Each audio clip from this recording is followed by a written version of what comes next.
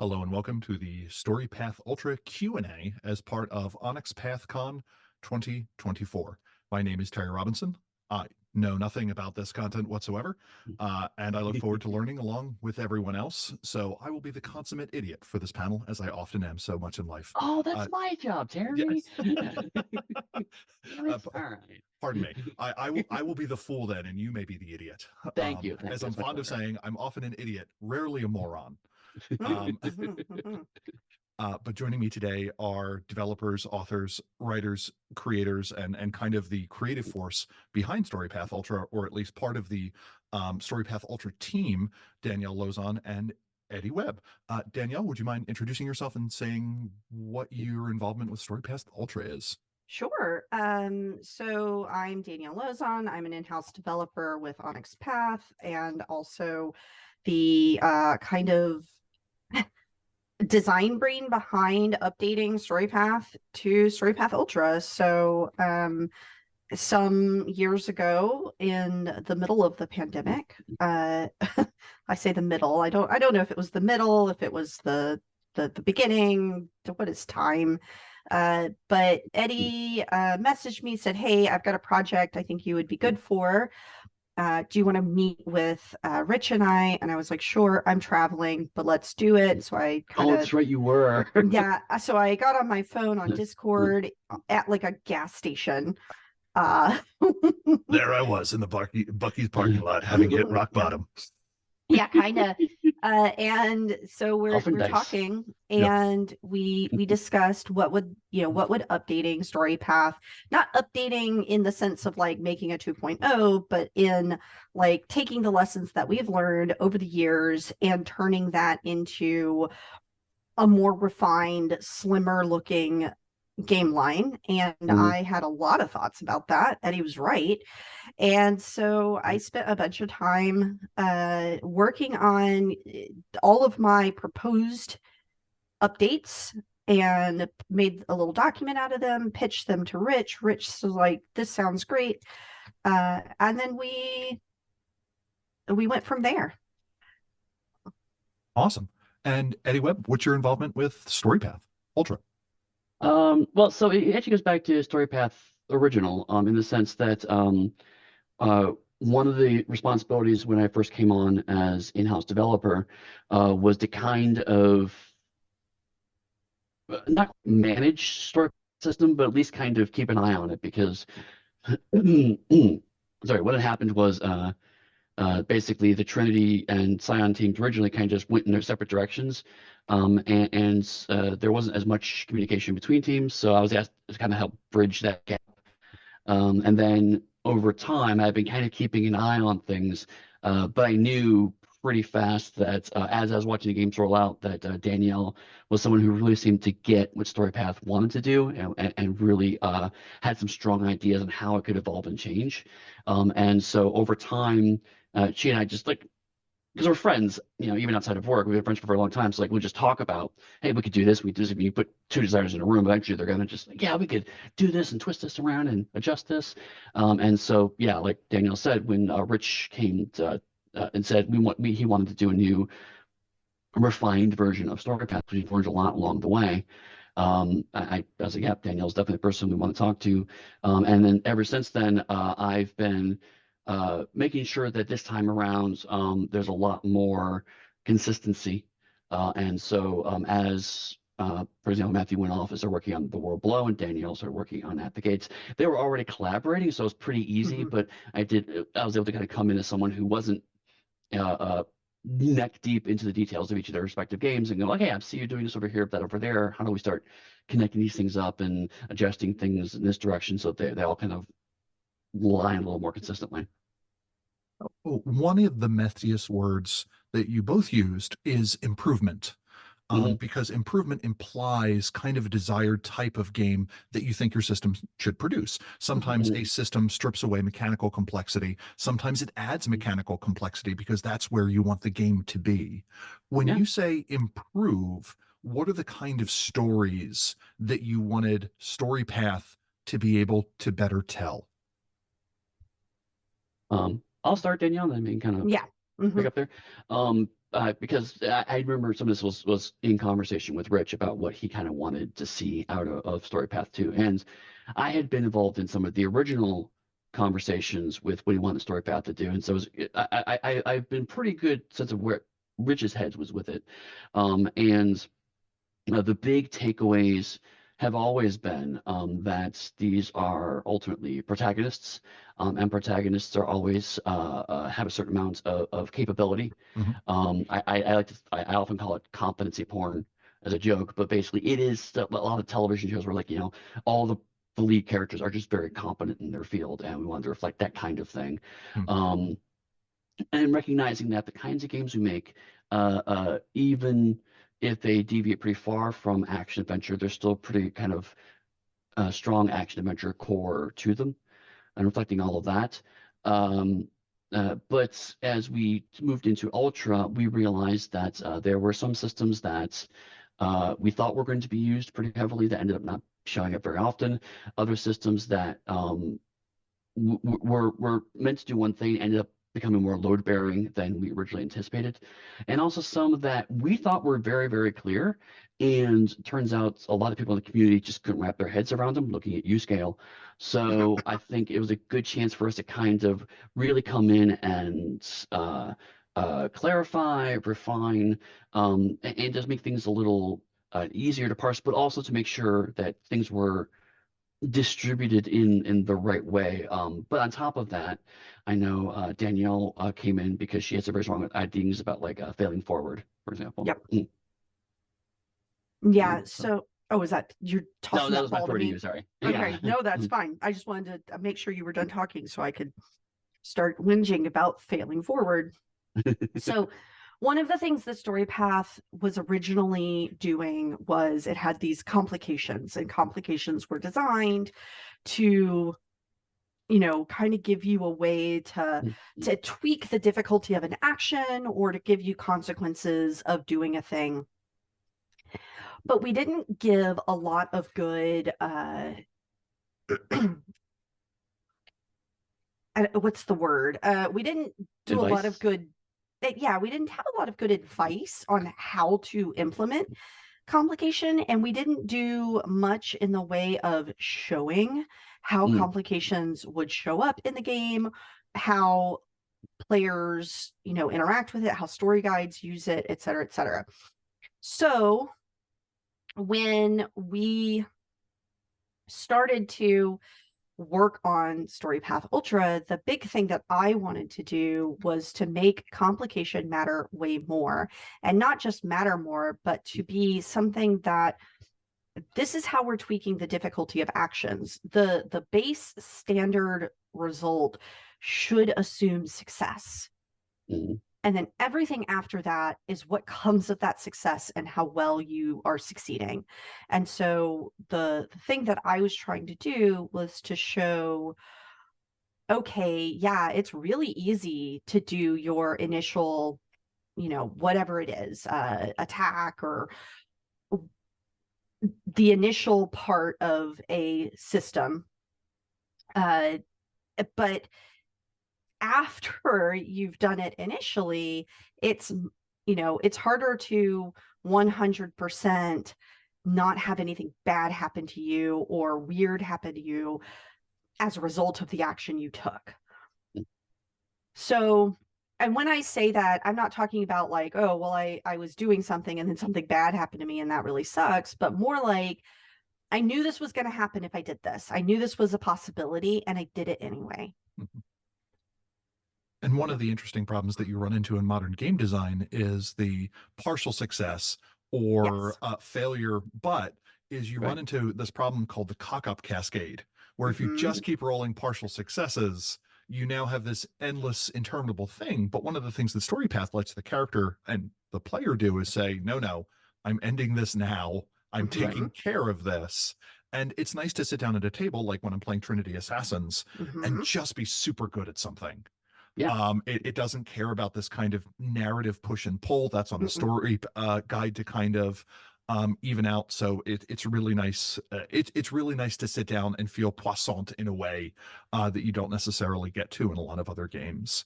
Right. Absolutely. So you made mention of systems that people weren't using. Was there like a formal feedback process, or was this just from you being buried in the community? A little of that. Okay. You know, I watched how the community interacted with the game. I watched how they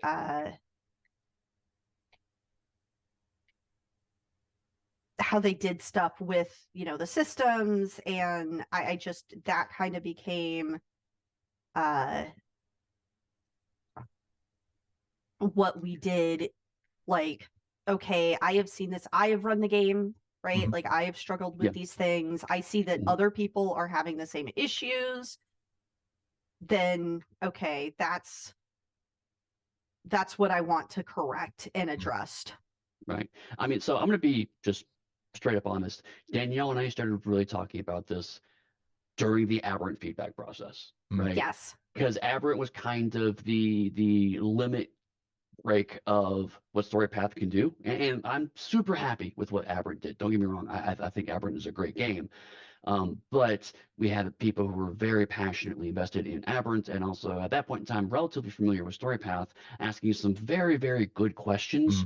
Mm. And it forced us to, during the errata process, clarify a lot of those things, but it then led to conversations about like, okay, why do we do it that way? Mhm. And why did we end up on this path?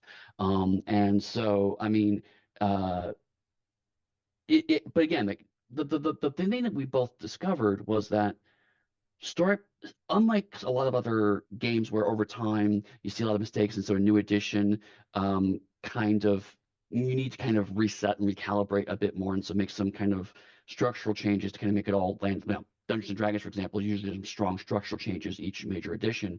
We Mhm. didn't see that at all happening. Rather, it was no, it's all here. Mhm. It's just the puzzle pieces have landed in a slightly awkward configuration. And to some Right. extent, as someone looking from the outside, it kind of reminds me when like a new game system comes out. Like, yeah, Mhm. the game system itself hasn't changed over time, but the games still get better as people Yep. figure out what that engine can do. And Yeah. players get better at figuring out, oh, this is how I can break this engine, or this is Mhm. all the games of this type are like that. You made mention of scale Yep. being a thing. Uh, what is that kind of, how did it break, and what was that thing that was kind of revealed to you as you just got to spend more time seeing where Storypath did and didn't create the game that you wanted? I'm gonna take a 10-minute break while Danielle breaks down. So yeah, that's hard, right? So the biggest thing that I found was that the concept of scale was explained perfectly fine, but what it did was it was in absolute contest with itself about Mm. what it was trying to represent. So in Storypath, scale is a narrative, kind of it's just a narrative thing that compares two things, which one is better than the other. And in the core book, I was like, okay, well, let's give some examples of what we mean by that. We made a little table that was like, oh, this is at this scale and this is at this scale, and that was kind of the start of our problems, because making Yep. a table told people objective things Mhm. that they believed were at that point objectively true. Right. And the truth is that it's narrative, it's whatever you want it to be. Right. Like for example, I remember it was like we had a sports car as speed scale 2, and Yeah. that was meant to be just kind of as a comparative thing. People are going, oh, okay, no. So if my speedster is speed scale 1, then they cannot run faster than a sports car, and that seems weird. And so those are exactly Right. the kinds of things we end up going into. Mm. Right. When it's not actually about that, what it's about is you know, are you faster than this other thing that is also fast?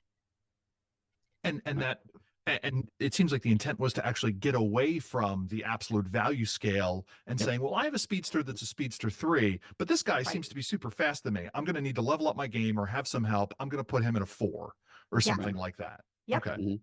Yep, absolutely. And Right. that's And go on. well, I was gonna say like, and this was something that where a lot of what, again, when Danielle and I talking it through, we realized that some of it was just baggage that comes from other games and Mhm. also as people are writing it. So when Mhm. you have scale, things scale up or scale down, but also there's an point conversion. And so in Ultra, we switched to advantage. So it's just Yep. I have a speed advantage over somebody else, and that seems, as in testing it and people looking at it, it feels much clearer and much closer to what we actually intended. And really, aside from cleaning up a little bit of language, all we did was change the word. The rules work pretty much the exact same way. The rules work exactly the same way. We changed the language and we took out the table. Mhm. Those two things made all the difference in the world. And sometimes like how you present a thing matters. Yep. As a design exercise, when Danielle and I were talking about this, for those of you who don't know, Powered by the Apocalypse games, ultimately you roll 2d6, you add a number, you're trying to hit 7 or 10 or higher. Mm-hmm. And I wrote a 1.5-page document explaining that exact same mechanic as obtusely as possible. There was a Yes. table, there was a chart, Yes. It there was was a terrible. 19-step process. It's the exact same mechanics, but it was a proof of concept to show that a mechanic can be simple and easy, but those are separate things. Mhm. We thought that scale was easy, but the way we explained it was not simple. Advantage is both simple and easy. Right. And yes, that is the big difference there. And also that framing kind of tells a table how they want how a idea should be presented. So Yep. for instance, you can mathematically get to the exact same place by saying you only rolled a hit, or by saying Yep. you only rolled a defend. You can Yep. get to the exact same place, but one Right. will give you a heroic feel, one will make you feel more capable, and it's just kind of that framing. So Yep. what does advantage now kind of look like? Like, is it something where it says your character has advantage 2 on these types of tests, or what does that now, I guess, look like in term? Yeah, it looks exactly the same as it did before. Okay. Where you have an advantage number and you don't have it unless it specifically says you do. That was another thing, was when we put advantage on in a table, we're like, okay, well, this thing has a speed scale, right? Like that makes sense. But then when we did that, we ended up with a problem where people were like, well, where's my speed scale on my power scale on my gun? Mhm. None of these Right. things have power scale on them. Right. And And it's like, well, that's not the point of it. and then you get into Right. really weird places like power scale for charisma, or Right. how captivating someone is, or how complicated a puzzle is. Right. Right. But the example I always give when I try to explain what we need this for is what I call the Godzilla problem, right? Mhm. Which is that you have Godzilla rampaging through your game. You need to know when the military rolls up, can they hit Godzilla or not, right? And so it's like, Right. okay, Godzilla has size, or sorry, defensive power of scale of advantage of 3. And so if you have 3 or more distance, then you can't do it unless it's like, okay, well, I have the super science gun.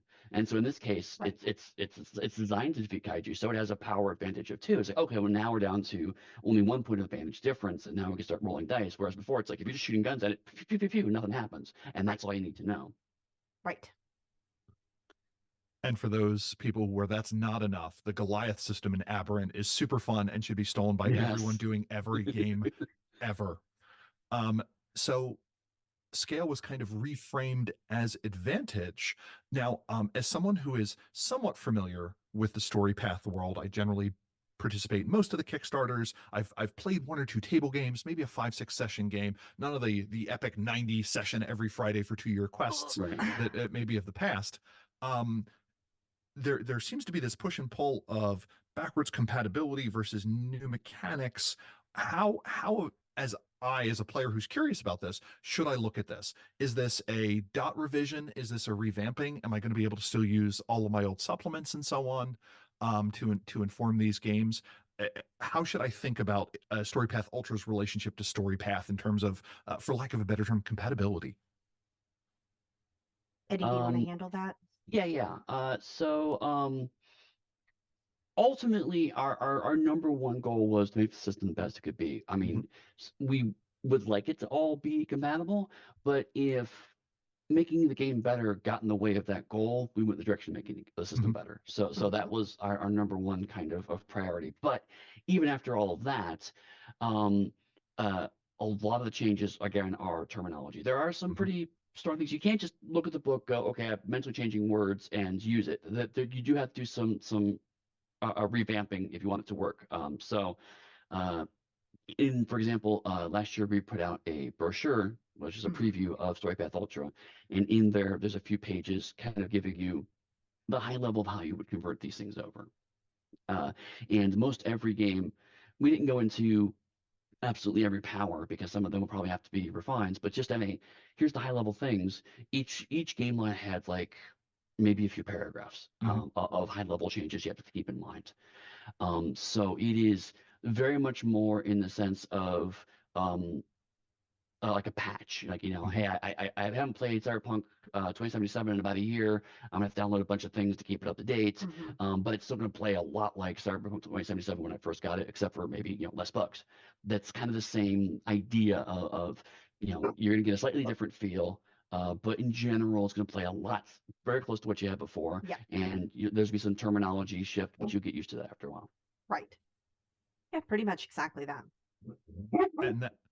And that Storypath Ultra preview is available through Drive-Thru RPG. Yep. Just search for it there. I imagine it pops up any number of times in the release roundup or the Monday meeting notes or something like that. If you're going to make other purchases as well to support Onyx Path. And yeah, as Eddie said, it's just a couple of paragraphs. Hopefully the improvement to gameplay is going to be a bigger save to a story to someone running a Storypath game than the time taken to convert something to it. So while we're talking about that kind of deviations from the past, do either of you have a new favorite idea or new favorite mechanic that Storypath Ultra introduces? Ooh, I have mine. Go ahead. It's not new, but it was a pretty strong refinement that takes something that I never really paid attention to originally and makes it my favorite mechanic, which is bonds. Bonds initially in the original Storypath system were kind of a nice thing that you could do to kind of show how much you like somebody, and it gave you an occasional benefit. And now with a few minor tweaks, bonds are amazing. I was playing through a World Below actual play, and my character's friends didn't make it out of the trap that I made it out of. And so I was able to say, can I spend the successes I get from my bonds to buy off their success so they can succeed in that task? And so literally through the power of friendship, they were able to succeed. Yes, and so good. It's lovely because it's when you look at it that way, it's much more along the lines of like, there's plenty of times when you as a player going, oh man, I really want to help that other player out. How can I do that? And now here's like, okay, because of this relationship to this character, you absolutely can give them successes. Yep. And encourages you to dig into those relationships and build them and grow them. And there's much more guidance around bond scenes and how to establish and refine and explore and expand those relationships, and gives you actual successes, hits and dice at the table. So very Persona 5 in that regard of like, you get mechanics to encourage you to be friends with people. Yep. Yeah, and it really pushes towards that successes should kind of be a fungible resource among a group, that it is something that we should be able to kind of pass around the table, because that's frequently how it works in real life encounters, where if you succeed and I fail, the whole group has still succeeded. Yep. Anything come to mind, Danielle, or maybe a favorite thing that you were able to streamline or correct, or even I imagine watching playtests of your own game is something akin to watching your child fail at like Pee Wee soccer. A little, yeah. Yeah. A little. Yeah. So my biggest thing, my number one thing is momentum. So the way that we changed momentum makes it more about doing it's more powerful, it's more meaningful, but we also tied more things into it, because one of the things that it is like, oh, you have this kind of fail forward system, but that doesn't work unless you're using a forward, Mhm. right? Unless your forward is worth it. And so we had all these ways to kind of deal with damage, or like not damage, but like deal with, oh, you can gain momentum and you can spend it on an extra die. Yay. You may, that may turn into a success. It may not, because it's a Mhm. dice roll. So Mhm. like if you're also spending it on things like your gifts in Trinity Continuum or skill tricks or anything like that, then suddenly, is it really worth using it for an extra chance at a success? Not Right. really. And we didn't want that to be true. We wanted people to say, no, that's going to be completely worthless. We want people to say, that failure is now a success in another, in another situation. Mhm. And the only way to do that is to turn momentum from a dice roll into an actual straight up advantage, or enhancement. And then we also have a way to spend momentum to turn a failure into a success. So is it safe to say that momentum now is a little bit more flexible, a little bit more secure, and a little bit more baked into the expected operation of a game? Yes, Yep. Okay. absolutely. Okay. And you've described this with the previous system. We never got a Storypath like core rule book per se. Mhm. Are we going to receive like a manual or something where it is just kind of maybe a generic system or something like that that we can that a table can kind of put their own setting on top of if maybe any of the things so far published don't quite meet their needs? Absolutely, yeah. We are working on Storypath Ultra Core Manual, what's currently called. And that's something that I've been pulling together basically as Matthew and Danielle have been taking the initial Storypath Ultra proposal and applying it to their systems. We've learned a lot. And so basically my goal has been to try to kind of consolidate and standardize that.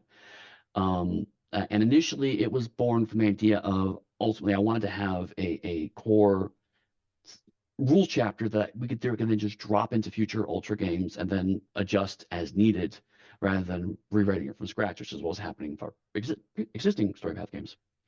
And then we had some discussions about actually making this into a universal system that anyone could use. And so right now, we obviously we have those core rules with an introduction as to how those rules work, and then we have expansions and refinements, advice on how to expand, how to make combat a little crunchier, how to make bonds work in slightly different ways, how to eyeball enhancements, and how to make powers, how to just extend the system in different directions.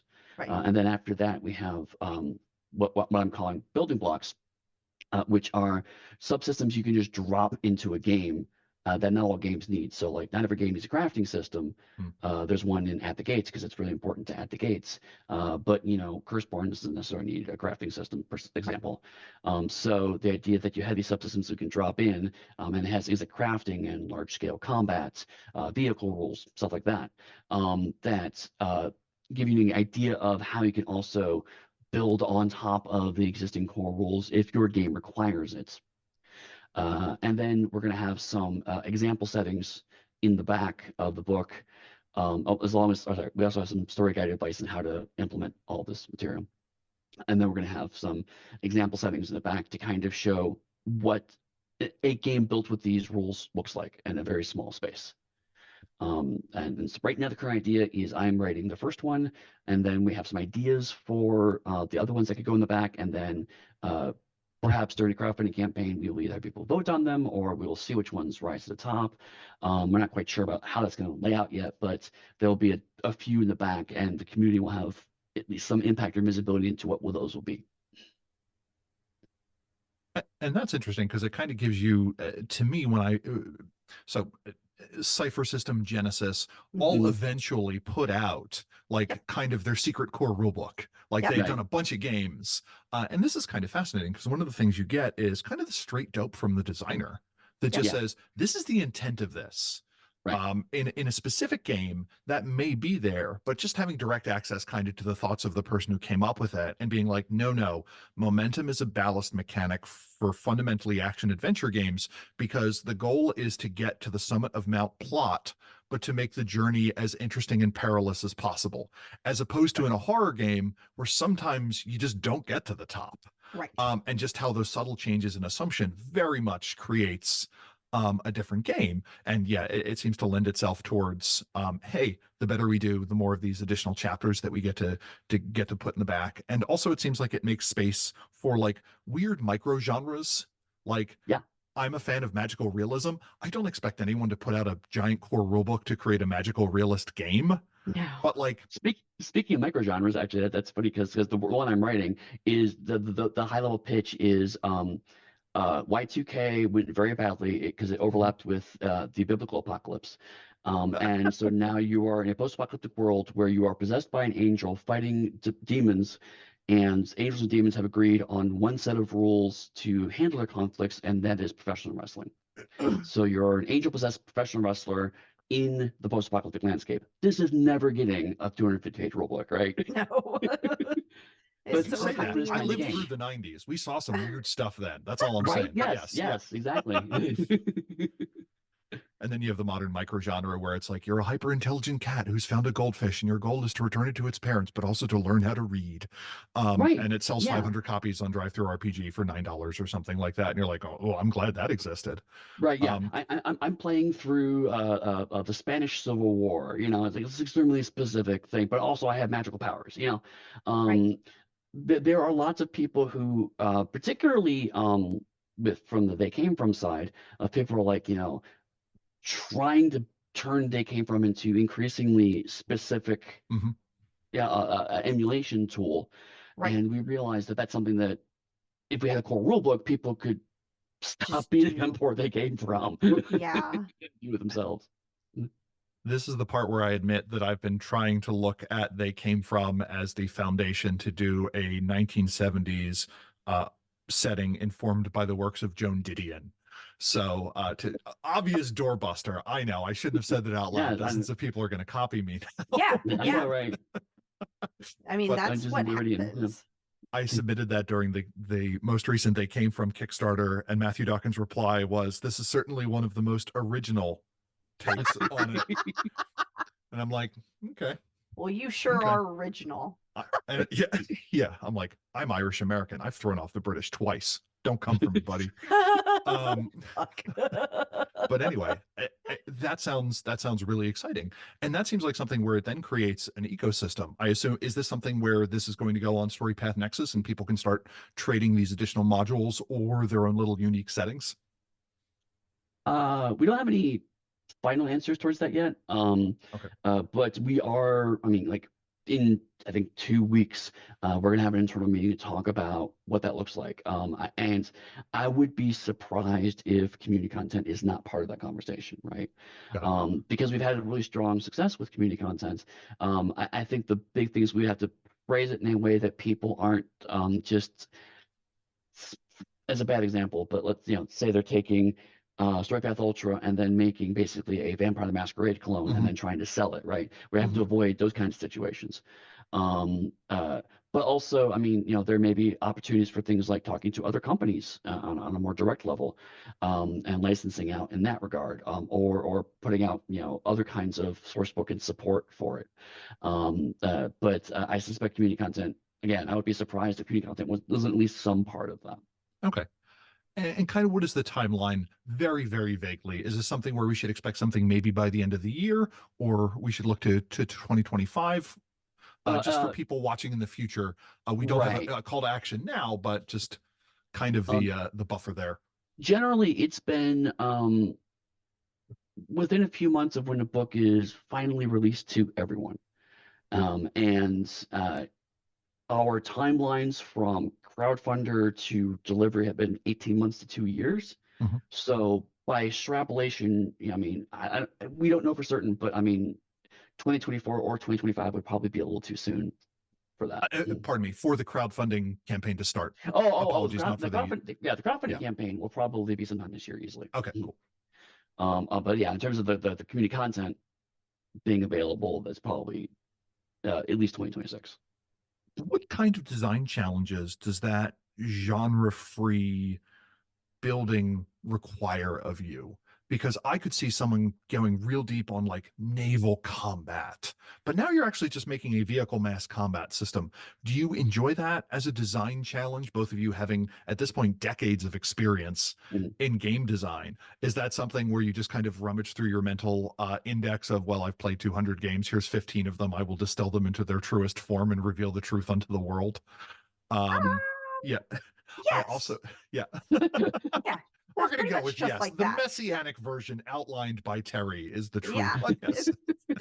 That's literally the way that I design games. I mean, I know in some of our conversations, we'll do things like, oh yeah, this should feel more like, D&D. This should feel more like, Powered by the Apocalypse. This should feel more like Fate, Yep, absolutely.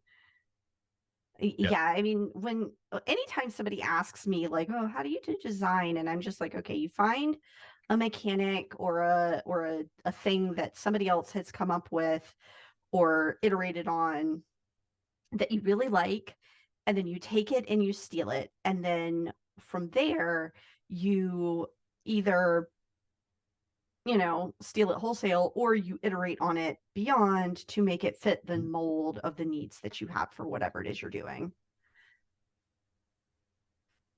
And that's kind of, so yes, I do take the synergy of literally everything I've ever played before in the past and synthesize it into the game. Well, I mean, Danielle specifically, it's interesting that she has this question because Danielle has at least once, because I was there for it, just run a game where everyone can make whatever character they want to, whatever game they want to, and they all play simultaneously. And I thought I was being clever and trolling when I said, sure, I'll play a character from My Little Pony using My Little Pony rules. And Danielle's like, okay, don't threaten me with a good time. And sure enough, that happened. Yep, it was the best. It was a lot of fun, actually. Yeah.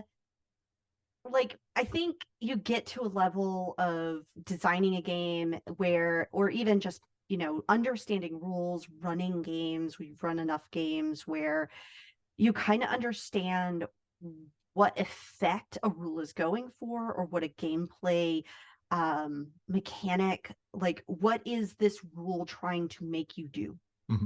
Right. And once you understand that, it's like this eye-opening vision of, oh, the rules don't actually matter. Yeah, Exalted spends a lot of time creating a combat scenario where you have an elegant trade of advantage until someone gets decapitated, whereas other games are just like, nope, let the meat slog commence. Right. Whereas other games are trying to set up complicated social scenarios that all collapse at once. And I just assume there's this kind of a beautiful mind vision that Danielle goes into while just holding up the text in front of her. And just like little text excerpts kind of shoot out from it and get rearranged into a cube. Yes, that does happen, except my dogs keep trying to chew on it. So yeah. So we've talked. That's how Scale got destroyed. Yeah, that is how Scale got destroyed.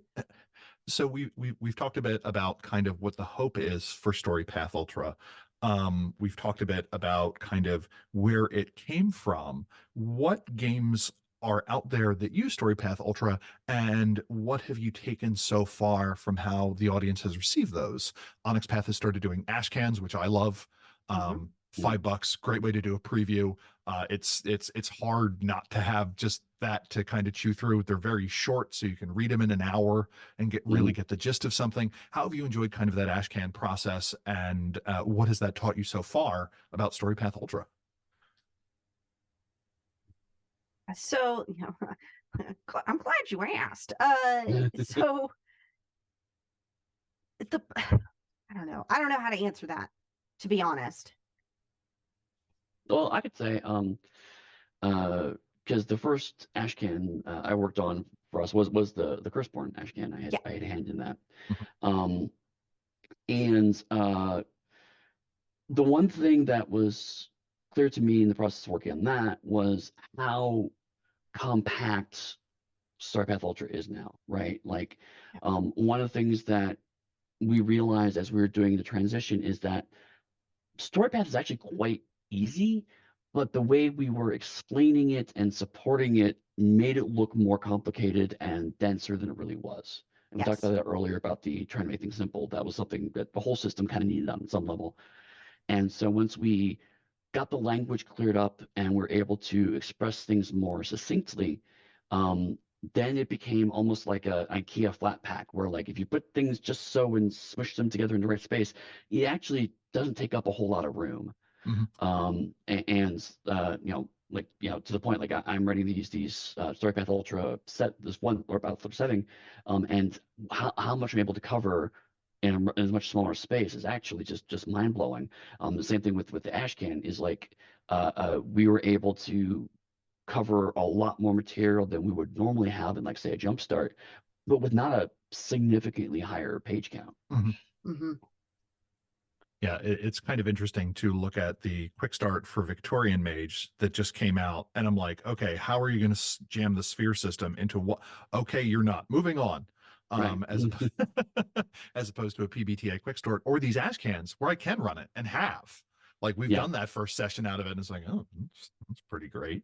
totally. Yeah. I will say going forward, as a note, someone mentioned a more specific version of this question, but we don't know how we're gonna roll out Ultra to other games yet. That's something we're still exploring. We don't have anything firm. But if you're curious about games that already are announced to have them, the two Earthbane games, which is The World Below and At the Gates, use Storypath Ultra, and Curseborn will use Storypath Ultra. So those three games definitely will use it. And the Ash Cans will give you a taste of what looks like in practice. But then, will either new games we make going forward will probably use it because we like the system. But our existing games, are we going to convert those to Ultra? That's still up in the air. Yeah. Right. So we won't necessarily see a Scion Ultra necessarily in the near future, but Right. Yeah. Right. I mean, inevitably, any game that's popular gets new additions because there are both artistic and business reasons why that's good. Yes.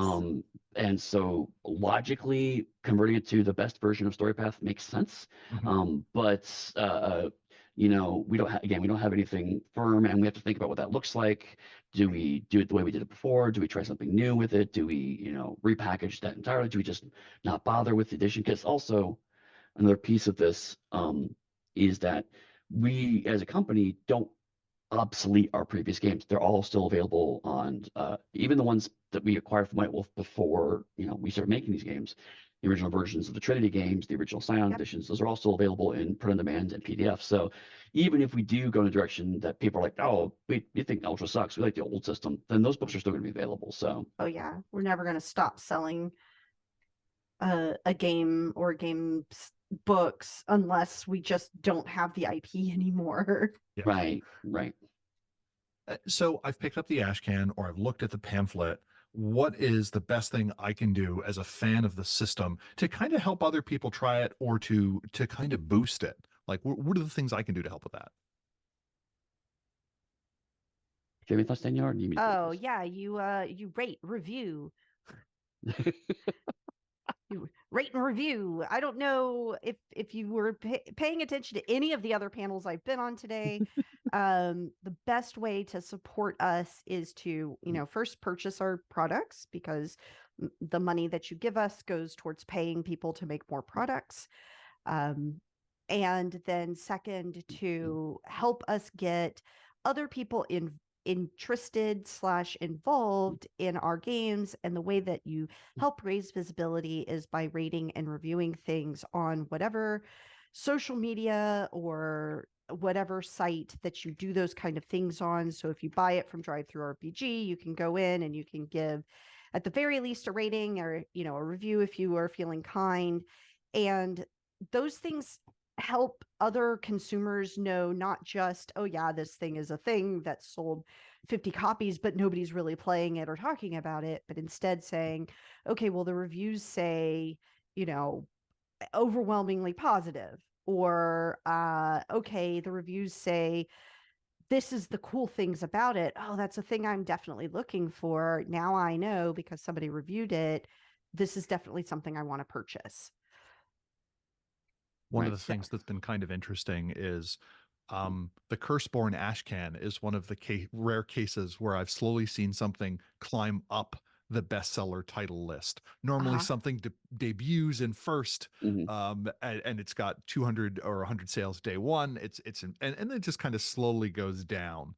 But it's been neat with the Curseborn Ashcan. They came out. I mean, and part of it is it's only $5, and part of the bestseller Right. thing is a revenue. So to watch it steadily climb up for me as a consumer, when I see a title go Yes. that way, that's a case where I go, oh, this didn't necessarily have a hype machine behind it. It's an Ashcan, but somebody's buying it and enough people are liking it that it's going up. This is now something I should investigate. Yep, and likewise, when you leave your review, a little bit of biographical information, not like where you are or anything, but like, hey, I generally like war games, or hey, I generally like fantasy games, and this game did a bang up job on this. One of the things that a good review can do is sculpt the audience. Yep. Every once in a while, I'll see a review that it's clearly from someone who's only ever played a particular edition of a particular game. And it's like, this game doesn't support tactical minis. And I'm like, what made you think that it would? That again, this is a game about hypersentient cats running a port in a post-apocalyptic future where the moon has fallen in love with the sky. Like, what made you think tactical minis were going to come into this? Rough, So, buddy. Right. yeah. Sorry. I've fallen up with the moon. Roll for initiative. Right. Yeah. Yes.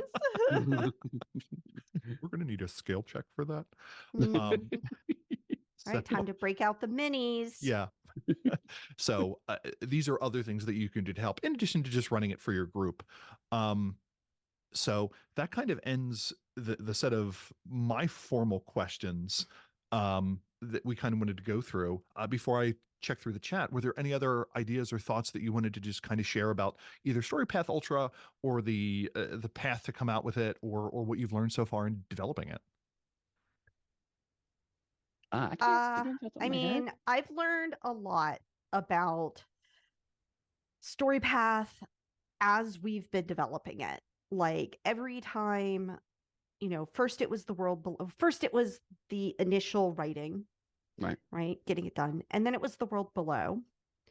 And as the world below was being written, I was going through and recognizing, oh, here's some things that I need to fix, change, etc. And then it was at the gates, and the more at the gates, kind of was doing this other thing. I was like, do we need to do XYZ with the whole system, and then make changes based on that, and we just kept having this kind of, now that we've got this system, whatever it is, we're learning so much more about what the game wants to do, how to make the game do what we want it to do, how people will interact with it, the kinds of questions that they ask, the types of things that they want to do within the game. All of those things become really important as we play test it, as we go through and we do different things. And so I've learned a whole lot just developing the game that I've brought into other projects. And I really like the line, what the game wants to be, because much like anyone who's ever written fiction, sometimes your characters tell you what they're going to do next and nothing you can do can change that. Yes. Sometimes the game wants the story to go in a particular place, and learning to listen to it is a hard and humbling thing, and also kind of the sign of a good storyteller who can figure out and knows how to add those surgical tweaks. Yep. Absolutely. So first question, will the book include advice on how to create or balance player-facing abilities like talents, gifts, and edges? Yes. Yes, with the qualifier on balance, but that's just because it's a loaded word. I think balance of role-playing games is largely a fiction, and it's a useful fiction, but it is a fiction. But it is more appropriate to say that you allow you to create player-facing abilities that feel equivalent. You won't feel like, oh, I obviously have to take this one because this one's way better than everything else. It will avoid that kind of situation. So will Ox body technique be in the core book? Yes, yes, it will. Formal answer to that question. That's an Exalted joke. I got that reference. Yeah. Ah, Now that I'm currently behind on 3 writing assignments, I get to make those jokes. do you? Have you considered what would be the ideal franchise to play with SPU in the future? If, of course, you were able to give the license. I perfectly understand that from a biz dev perspective, you may not want to say anything out loud. But if that's one of those things where you would love if someone were to approach you, what would it be? I mean, You- do I just say Transformers now and get it over with? Or yeah, you say Transformers. I'm going to say Chronicles of Riddick.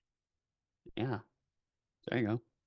I'm familiar with it. So what is is it just the action adventureness for Transformers, or do you feel that it allows it to reveal something else? Like, I'm thinking of the fact that there was a brief period of time where there was going to be a Fantastic Four Cronenberg-esque body horror movie. Yeah, And that's a direction you can take it. that is theoretically possible. It is theoretically that's a choice you can make. You can get those items off of the menu. Right. Well, for me, like Transformers is just because I mean, obviously I'm a huge fan of the franchise, and I've actually written on an official Transformers game before. But I do feel Storypath were great, partially because yes, it is at its core an action adventure franchise about interminable slog of war and what that does to you as a person.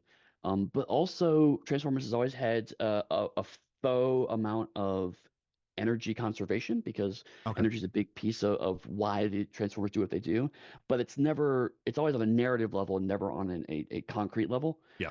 It's just the Decepticons want more energy for reasons, and the Autobots occasionally run out of energy because the plot demands it. And Storypath Ultra is perfect at exactly those kinds of things because you could do stuff like complication is if you take this shot, you'll run out of energon. Oh, I didn't buy the complication, I'm out of energon. And so it'd be Right. perfect for that kind of stuff. Right. Yeah, I think so too. And what about Chronicles of Riddick? Like, so I just chose to take Eddie's answer in the direction of the game of All Quiet on the Cybertron Front. Yeah. And Yeah, just I would love just that. this meditation on the nature of war.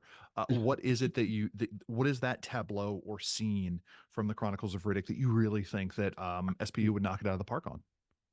So there's this kind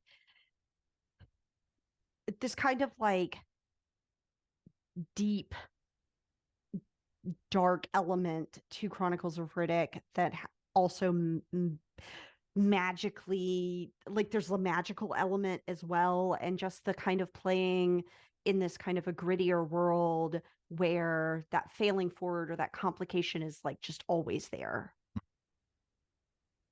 But with that kind of more like reluctant hero slash like you know, overcoming whatever it is that's causing your problems. Mhm. But the thing with complications that I'm going to say is that because they're designed to drive story, essentially it's you get into the situation where it's like, well, I was trying to do X thing, like, we were trying to bring this prisoner to where they're supposed to go, but then we got caught in this storm, and then this thing happened, and then now that person has to save us because they're the only one who can see the dark, et cetera, et cetera. And it becomes this kind of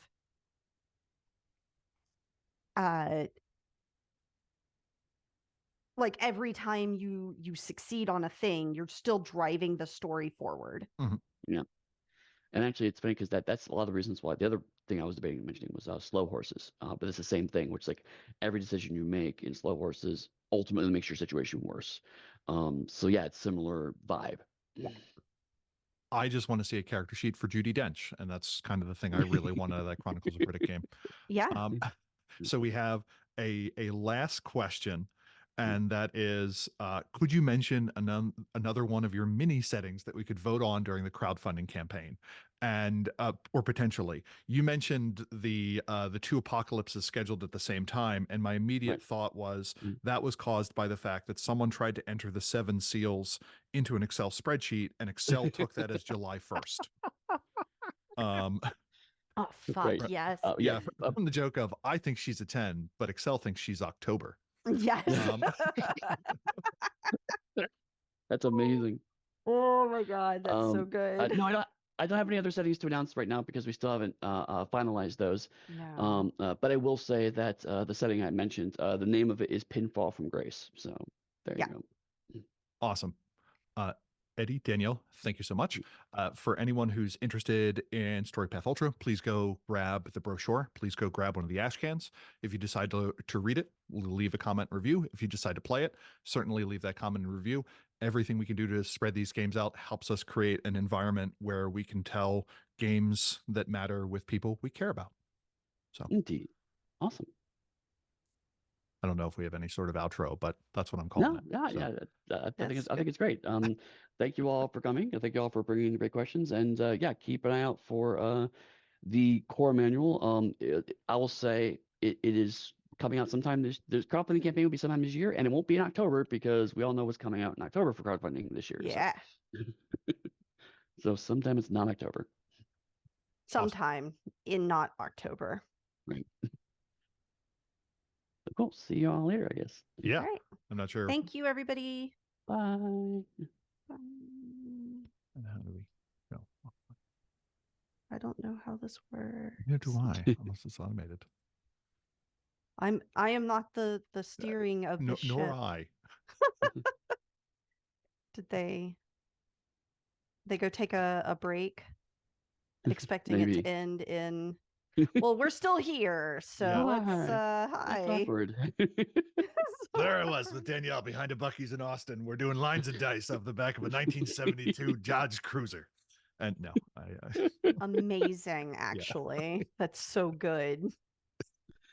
doing lines of dice. I just like that as a I love concept. that as I don't a even want it. theory. Mm-hmm. Yeah. I'm gonna spend this 4 minutes, 3 minutes that we still have They call before it our getting pippy. where I'm gonna talk about Gloomhaven. And